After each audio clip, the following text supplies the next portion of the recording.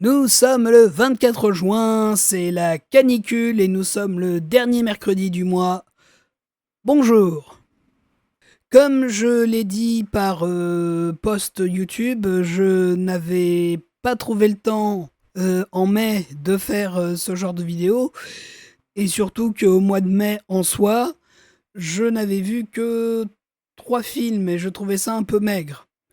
J'ai eu le temps depuis que j'ai pris la décision de ne pas faire de vidéo de regarder d'autres films de mai, amenant mon total à 5, il me semble. Au total, j'ai vu 5 films de mai, pas tous en mai, et seulement 3 films de juin, parce que, comme je vous l'ai dit, c'est la canicule, et la canicule, même si certains ont le courage d'aller au cinéma à ce moment-là parce qu'il y a la clim, moi je pense surtout au trajet entre. J'ai ici une main qui est extrêmement sensible à la chaleur et sous canicule, même avec la meilleure protection du monde, donc la crème solaire à indice 50 et plus, ça pique. Donc, en tout et pour tout, je vais vous présenter 8 films. Quels sont-ils? Pour commencer, La Vénus électrique par Pierre Salvadori.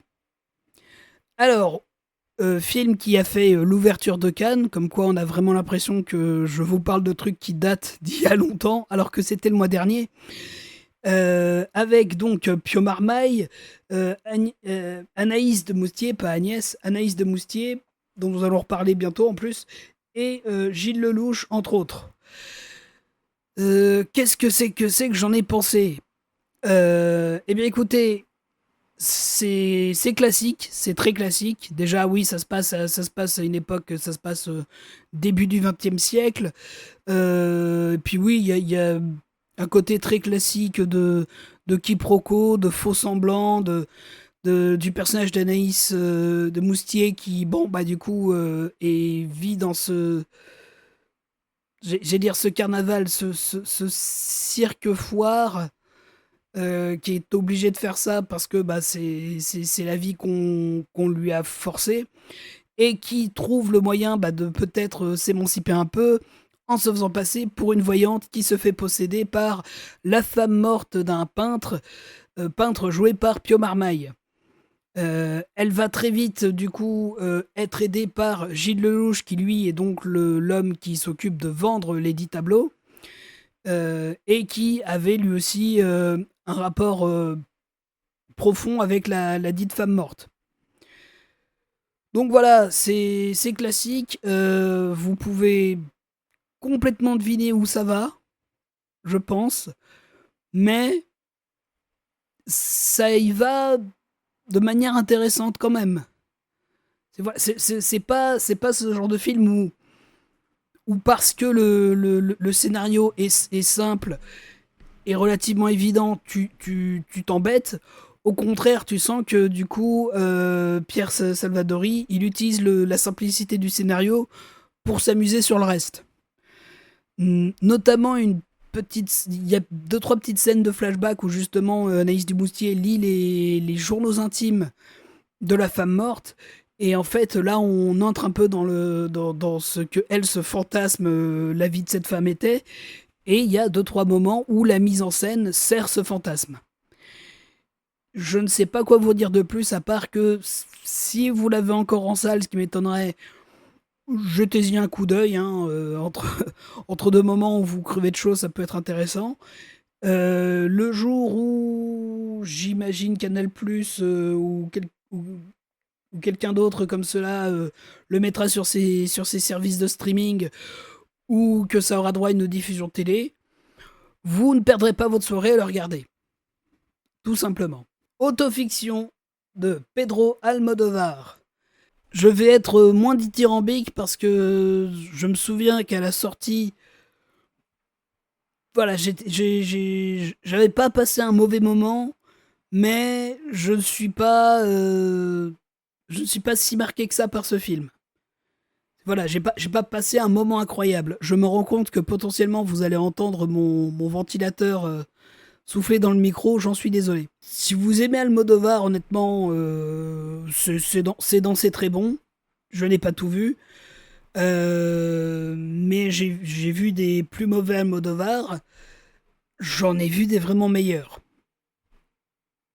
L'être aimé de Rodrigo Sorogoyen. Alors celui-là, il était à Cannes aussi. Et il a rien gagné. Perso, je trouve que c'est une honte.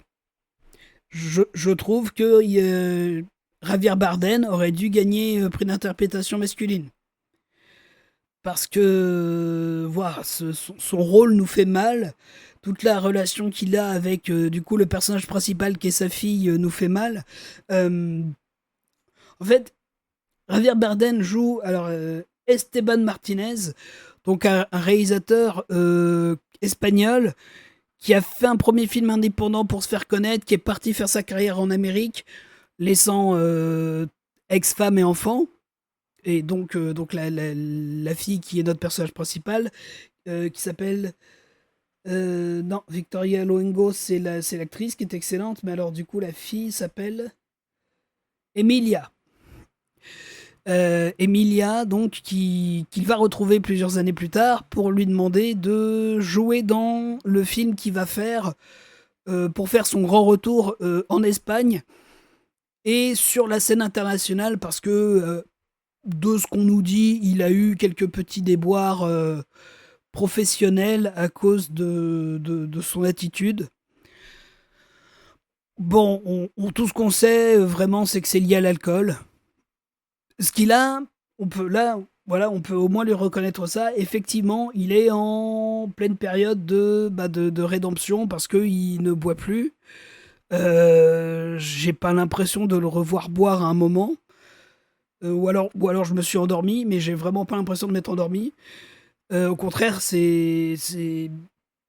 m'étonnerait que je m'endorme parce qu'en fait, il y a une sorte de tension sous-jacente tout le long, justement à cause du fait que le rapport entre ce rapport père-fille est là, sans être vraiment là, mais en fait, lui voudrait raviver voilà, cette connexion qu'il n'a jamais vraiment eue parce que quand lui il est parti en Amérique, il était quand même très très jeune.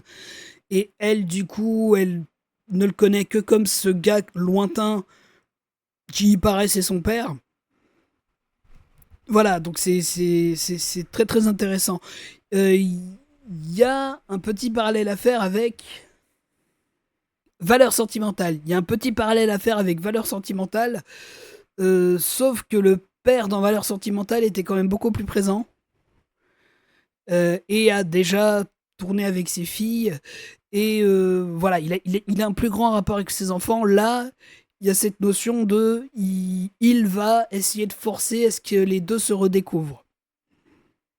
Ce qui, en soi, est une bonne et une mauvaise idée.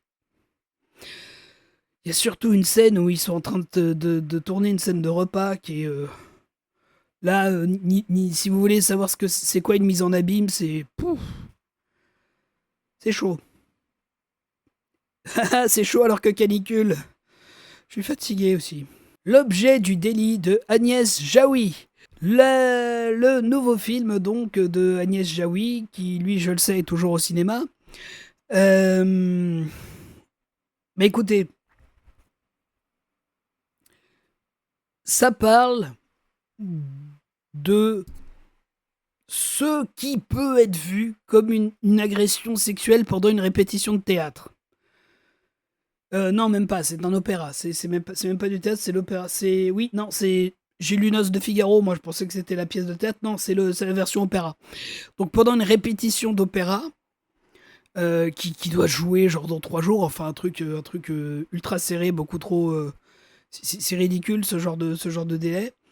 Il y a un incident, ce que tout le monde va dire un incident, et il y a c'est le point central du film, c'est tout ce truc de est-ce que on appelle ça une agression ou pas. Et en fait, là où Agnès Jaoui aurait pu donner que une vision euh, de vieille nana dont le féminisme n'a pas évolué, elle arrive en fait à mélanger les points de vue d'un peu toutes les générations et à donner une réponse à ce qui s'est réellement passé, à comment les gens réagissent à ce qui s'est réellement passé. Parce qu'il y a l'action en soi, il y a la manière dont les gens l'ont ressenti, il y a la manière dont les gens l'ont vu ou perçu sans vraiment le voir de l'extérieur. Sauf que tout ceci aurait pu être évité s'il y avait eu un coordinateur d'intimité dans cette répétition. Honnêtement, le film se serait arrêté au bout d'une heure parce qu'il y aurait eu 15 minutes de discussion avec le coordinateur d'intimité pour dire ok, ce geste a été fait comme ça. Il y a forcément un truc qui s'est mal fait. Juste venez, on en discute pour que ça se refasse pas de cette manière-là. Point. Et vraiment, discussion de 10-15 minutes et c'était réglé. Alors, je sais que ça peut paraître un peu facile de dire ah il suffisait qu'il se passe ça et voilà. Sauf que bah là, en fait, justement, j'ai l'impression qu'Agnès Jaoui a voulu faire. Enfin, j'ai l'impression, non, c'est clair que Agnès Jaoui a voulu faire un commentaire sur MeToo, sur les conséquences de MeToo. Parce que du coup, les conséquences de MeToo, les vraies, c'est ça. Enfin, pas forcément ce livre-là, mais le fait que ce genre de livre existe et que du coup, le métier, la profession de coordinateur, coordinatrice d'intimité existe de plus en plus. C'est-à-dire qu'il y a de plus en plus de gens qui prennent cette voie. Surtout des femmes, de ce que j'ai vu, et je trouve que ça participe au problème du fait que ce soit surtout des femmes. Parce que le fait que ce soit que des femmes qui s'en inquiètent, on n'est pas sorti du sable. Cocotte de Yorgi Palfi. Il me semble que c'est Yorgi Palfi que ça se dit. Alors c'est un film. La production c'est germano-gréco-hongroise. Il me semble que ça a été tourné en Grèce. Et que en tout cas c'est du grec qui est dit dans le film. Toute l'histoire tourne autour d'une poule. Une poule qui est vraiment, on commence par sa naissance. Donc le premier plan c'est l'œuf qui sort du trou du cul de sa mère. Je suis subversif. Bref, on suit l'œuf parce que la poule est en batterie, enfin sa mère est en batterie, donc on suit l'œuf qui va sur un tapis, on le voit éclore, on le voit grandir en batterie, et par un coup du destin, cette poule arrive à s'échapper. Et du coup, on va commencer à suivre ses aventures en pleine cambrousse pour trouver sa place. Malheureusement, sa place est à nouveau avec des humains. Et c'est là où je trouve que le film ne respecte pas assez son prémisse de base de c'est la poule l'héroïne principale et on va vous mettre qu'une poule qui parle pas, qui traverse des trucs. Même s'il y a beaucoup de moments où ils arrivent par le montage, par les gros plans, je sais pas comment ils arrivent à juste faire réagir cette poule, mais ils arrivent à lui donner des réactions par la musique, à nous montrer l'émotion que le réalisateur veut qu'on voit sur la poule. Mais malheureusement, elle retourne très vite chez les humains, et du coup, c'est ce qui se passe avec les humains qui capte plus notre attention. Là où ça aurait pu se passer encore plus en fond, enfin même en troisième, quatrième plan quasiment, enfin quatrième plan, je vois pas comment, mais là c'est en fait le problème c'est que bon on a la poule et on a en deuxième plan ce qui se passe avec les humains, et des fois ce qui se passe chez les humains va prendre la place de l'histoire de la poule. Et oui, en fait plus l'histoire avance, plus je crois que les histoires sont sans cesse mélangées, mais en fait c'est une poule, comment vous voulez qu'elle agisse sur ce qui arrive aux humains? Donc en fait il y a un incident un peu gag, et après c'est marre. C'est juste qu'au bout d'un moment on se met à voir 30 minutes sur que les humains et la poule est plus ou moins là. Malgré ça, est-ce que je recommande pas ce film? Si, écoutez, si vous tombez dessus, c'est quand même un bon moment, c'est quand même très bien réalisé, c'est quand même une belle tentative qui a pas marché des masses, mais c'est une belle tentative. Moi, je me suis marré au final. Voilà, nous allons à présent passer au film de juin. Ce qui veut dire qu'il ne m'en reste que 3. Oui, je vous ai dit que j'avais pas vu beaucoup de films en juin parce que trop chaud. Mais j'ai vu La bataille de Gaulle, L'âge de fer, réalisé par Antonin Baudry. Alors, j'ai appris relativement récemment que Antonin Baudry, avant il était attaché ministériel, un truc comme ça, et que c'est de là qu'il tenait l'histoire Quai d'Orsay, mais que surtout, avant de faire du cinéma, il avait fait de la BD. Euh, Ça se voit dans son découpage, je trouve. Et c'est une bonne chose. Il y a beaucoup de gens qui disent de ce truc que ça essaie d'être américain. Non, non, c'est français, c'est très très français hein, dans son ADN, dans sa manière d'être et de faire. C'est juste très studio, dirons-nous. C'est-à-dire que voilà, en fait, j'ai l'impression que dans la tête de beaucoup de gens, l'identité du cinéma français s'arrête à la nouvelle vague et aux gens qui s'inspirent forcément un peu de la nouvelle vague. Alors que là, non, on est vraiment sur du cinéma de studio. Et évidemment, le pays qui a le plus développé le cinéma de studio, c'est l'Amérique avec Hollywood. Donc tout de suite, on va dire que ça fait américain. Alors que je pense pas que les Américains, ils s'abusent aussi souvent à démonter une figure historique comme ça. C'est-à-dire qu'il y a les moments épiques où De Gaulle, le personnage de Gaulle, la figure de Gaulle, la figure de résistance de Gaulle a besoin d'être la figure de résistance et où il y arrive, on les a, le film les montre très bien, mais il y a des moments où il te rappelle que c'était vraiment un gars tout seul qui était pas si sûr de ça, de ce qu'il faisait, ou en tout cas il était pas si sûr de ça d'y arriver. Donc il y a plein de petits moments faits, je pense, pour dégonfler le ballon des patriotes, ou en tout cas des gens qui aiment un peu trop justement l'icône de Gaulle pour leur dire attendez, c'était un être humain, il y a des moments où il a galéré sa mère, c'est normal. Et il y a des moments un peu plus comiques aussi là-dessus, et sur un peu d'autres choses. Un, le vrai badass ultime dans ce film, c'est quand même Leclerc qui fait une opération commando avec une canne. Le mec, il est dans la jungle, il va au Tchad, il est dans la jungle et il est censé prendre une ambassade de manière discrète, il y va avec une canne. Ça, c'est incroyablement badass, c'était chelou. Mais du coup, voilà, le film va évidemment plus se baser sur parler de Gaulle, de comment il a réussi en étant exilé à Londres alors, il a, dans ce film-là, en tout cas, il n'a pas forcément réussi à ce que l'Angleterre l'aide tout le temps, mais il a réussi à ce que l'Angleterre le laisse faire, et c'était déjà beaucoup. Et il a réussi petit à petit à ramener des gens, justement, qui ont les boules de comment la guerre était finie, parce que techniquement, elle était finie. Je sais on adore dire la Seconde Guerre mondiale, c'était 39-45. Pour la France, elle était finie. Elle était finie très vite. À partir du moment où tu es occupé, la guerre en soi, militairement, c'est relativement la fin, au moins pour les civils. Même si, voilà, il y a eu l'organisation de la résistance, il y a eu ce genre de choses. Je vais pas me battre hein, avec les historiens, je suis pas historien, donc ceux qui voudront me dire mais si c'était vraiment la guerre 39-45, je ferai.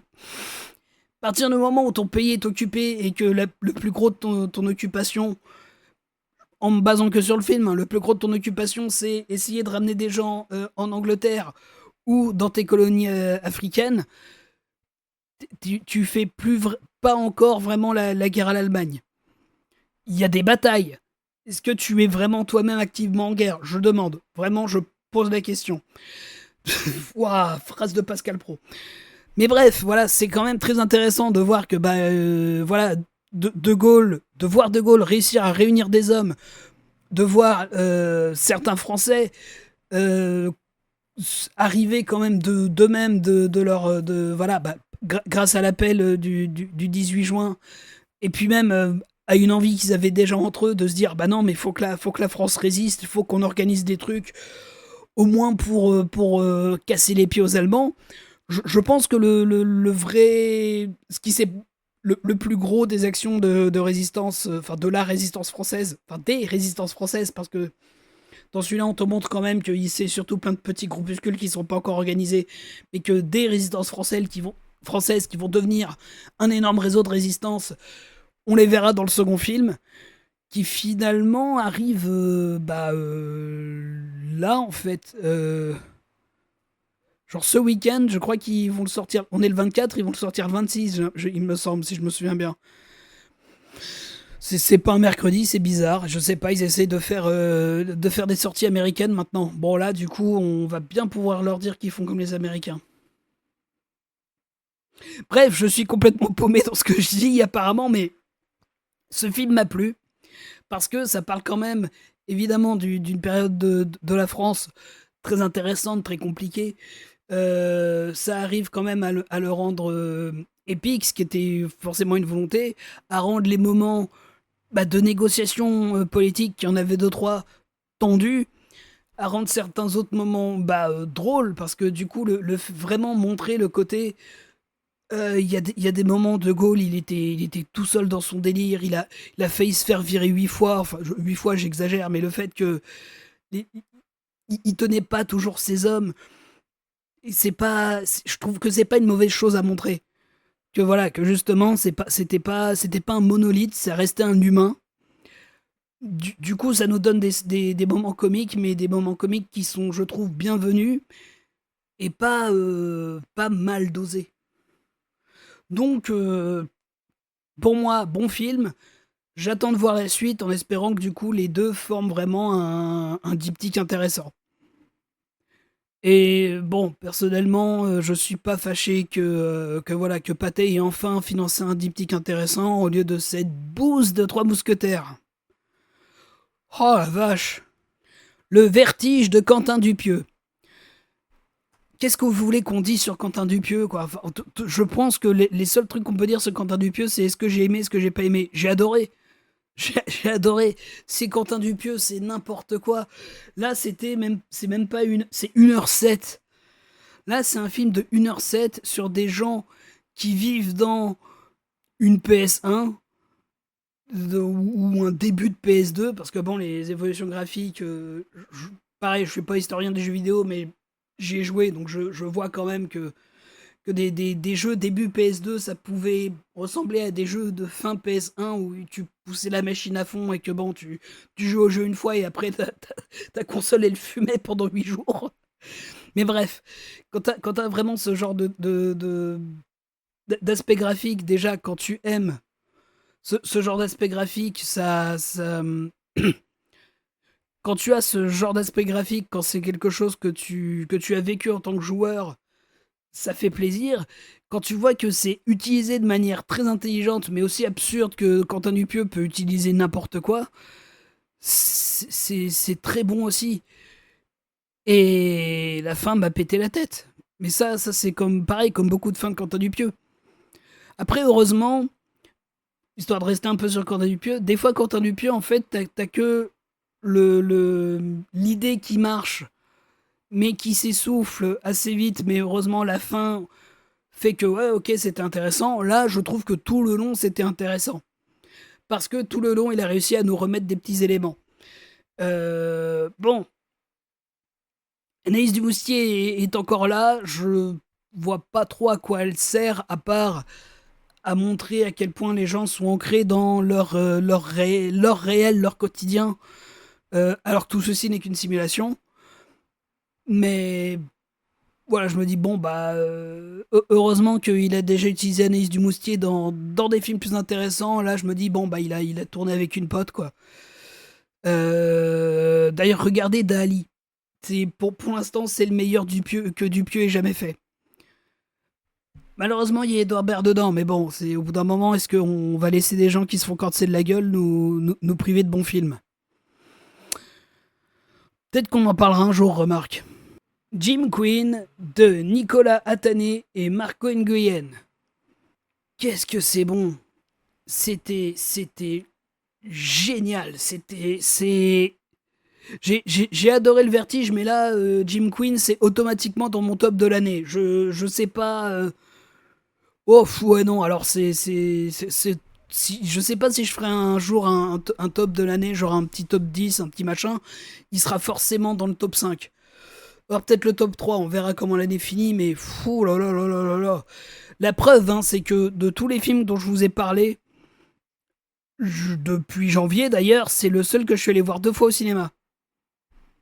Je ne déconne pas. J'étais à l'avant-première, en fait, il y avait une avant-première à Rouen organisée par une association LGBT, Fierté Colorée. Désolé. Organisée par Fierté Colorée avec le cinéma indépendant du coin. J'étais à l'avant-première et oh là là, excellente ambiance. Tout, tout le monde riait, mais genre toutes les 10-30 secondes, c'était incroyable parce que c'est rempli de références partout à plein de trucs. Même si tu l'as pas, des fois, je pense que dans le contexte, c'est tellement drôle et débile et, et, et parodique, mais vraiment parodique assumé. Parodique fait avec amour, en fait, que du coup, tu comprends que bah, c'est normal, c'est ok d'y rire. Parce que justement, quand ils ont organisé l'avant-première, ils ont demandé qui est hétéro dans la salle. Il y a une vingtaine de personnes sur une salle de 300 qui ont levé la main. Et en fait, c'est pour ça que je me disais, bon, hétéro, j'y connais rien à la culture LGBTQ+, ou des hétéros alliés un peu renseignés. Et en fait, je me dis que ouais, même si tu connais trop rien, je pense l'absurdité du truc dans le film t'attrape. Et, et en fait, après, quand il connaît quelque chose aussi, c'est très drôle. J'ai vu justement, tout se passe à Paris, donc je me demandais. J'ai regardé des critiques de gens parisiens et dans le milieu LGBTQ+, ce que eux ils en pensaient. Pour l'instant, ils valident. J'ai vu la critique de Durandal, par exemple, qui lui aussi. Alors, il est pas très militant, mais il est très gay, il est très parisien. Cette phrase sort de son contexte. Et donc, lui, voilà, il a vu que, oui, toutes les références ne sont que bienveillantes, malgré voilà, le côté un peu, pas cinglant, mais ouais, très, très, très ironique, très mordant. Et ça fait plaisir de voir ça. Déjà de voir de l'animation pour adultes. Moi j'adore en fait les films d'animation qui n'ont pas un public pour enfants parce que justement avec l'animation tu peux tellement t'amuser à faire des trucs que tu peux pas faire avec des vrais gens. Ou si mal, ou si peu, voilà, ou pas aller assez à fond. Là, du fait que c'est de l'animation, tu peux aller dans des délires à fond. Je veux dire, le bar de Bear, où c'est des vrais ours, c'est génial. Ce que font les Jim Queen vers la fin du film où il y a un énorme défilé, on va dire. Les Jim Queen font des trucs, tu dis, mais tu peux pas demander ça à un vrai acteur. La solution finale à la guérison de l'hétérose est d'un absurde. Ça n'a rien à voir avec l'animation, mais quand même. Puis comment il traite le fait que le gaydar ait plus ou moins un super pouvoir. Enfin, c'est plein, plein, plein, plein de petites choses comme ça qui sont magnifiques. Et justement, je parle de l'hétérose parce que le principe de Jim Quinn, c'est ça, c'est que la communauté gay, parce qu'on parle que des gays dans ce film-là, les gays et les variantes des gays, mais il n'y a pas les lesbiennes, il n'y a pas de bi, voilà, ça dit dès le début du film, hein, c'est que on a notre jeune twink qui s'appelle, je sais même plus comment il s'appelle le pauvre, Lucien. On a j'ai vu le film 2 fois, j'ai oublié Lucien, bravo. On a Lucien, donc le petit jeune qui ose pas sortir du placard, qui découvre une boîte gay et il dit ah c'est ça la communauté LGBTQ et la personne qui lui fait visiter le truc lui dit non non non non, ici il y a que les gays. On est tous une communauté, mais en vrai, entre nous, on se fout sur la gueule. Ce qui est pas faux, il y a quand même un peu des ambiances de langue de pute, des fois. Selon avec qui tu discutes et à quel moment et dans quel contexte. Mais voilà, c'est bonne idée du coup de se concentrer que sur une seule des lettres de l'arc-en-ciel, j'allais dire, ou de l'alphabet, soit qui voyait, mais très bonne chose de se concentrer que sur les gays, parce que j'ai l'impression que ça a permis de faire une histoire beaucoup plus complète, beaucoup plus recherchée, beaucoup plus drôle. Et ouais, mini chef-d'œuvre. Mini chef-d'œuvre. Réellement. Voilà, en tout cas, j'ai fait tout ce résumé de mai et juin. Pour des raisons professionnelles, je n'aurai pas le temps, en juillet en tout cas, de vous faire de vidéos. Et je pense qu'en fait, je vais en profiter pour vous faire, fin août, une vidéo spéciale été, tout simplement. Je vous ferai, pour juillet-août, vraiment, je ferai une vidéo visionnage d'été. Et comme j'ai aussi affiché un peu, j'ai mis un post le mois dernier. Vous verrez qu'il y a aussi 2-3 autres trucs qui vont m'occuper cet été, à part aller voir des films. Mais j'aime beaucoup trop le cinéma pour ne pas y aller. Donc forcément, je vais aller voir des films. Donc forcément, fin août, vous aurez mes visionnages de l'été. Bonne survie à tous.